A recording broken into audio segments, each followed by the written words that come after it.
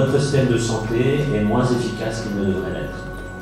Et quand on parle du système de santé, on parle bien de la prévention, du dépistage, du soin et tout ce qu'il y a après.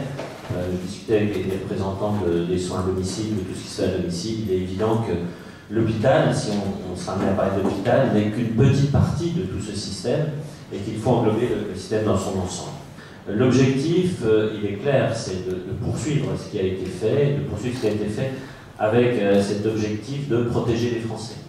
Et pour protéger les Français, eh bien, deux grands axes.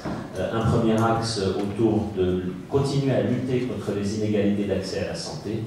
Et puis, vous le savez tous, l'axe de faire de notre pays le numéro 1 de l'innovation en santé dans les années à venir.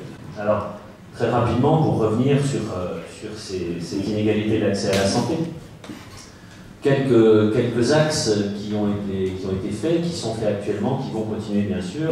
Cette inégalité d'accès, elle va toucher certains publics spécifiques.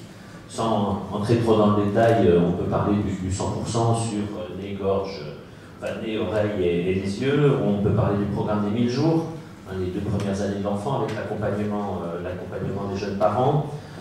Pour la santé à destination des femmes, le plan sur l'endométriose.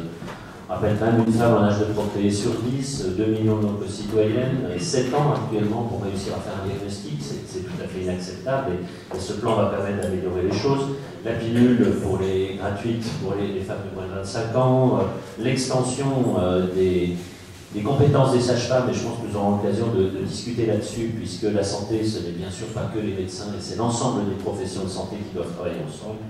Les consultations auprès des psychologues, et puis un tout petit focus, parce que parlons sur les cancers de l'enfant avec la poursuite des plans cancer, mais surtout la loi de 2019 qui met une place importante aux aidants, je pense qu'on en reviendra aussi, dans le système de santé. Il y a bien sûr les professionnels, mais il y a aussi les soignés, nos patients, et il y a aussi les aidants auxquels il faut penser. Au niveau de l'innovation en santé, là aussi on va aller assez vite, hein.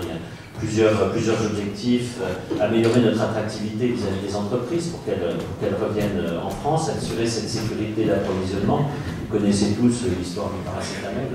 On s'est rendu compte que 95% des pratiques, même plus, parce que 99% des principes actifs dans le monde sont issus de l'Inde, du Pakistan et de la Chine, donc il y a un véritable problème. Remettre les entreprises en France, c'est aussi la loi de financement de la sécurité sociale, la dernière, ça ne vous aura pas échappé, qui introduit cette notion de fabriquer en France, qui va intéresser le prix des médicaments. Les investissements dans l'innovation en santé, j'en parle pas, on pourra là aussi détailler, que ce soit France 2030, l'Agence de l'innovation en santé. La santé est un bien qui appartient à tous, la santé est un domaine régalien de l'État et doit le rester. Mais on doit bénéficier de cette intelligence collective qu'on avait mis en place pendant la crise pour avancer vers cette meilleure efficience de notre système de santé.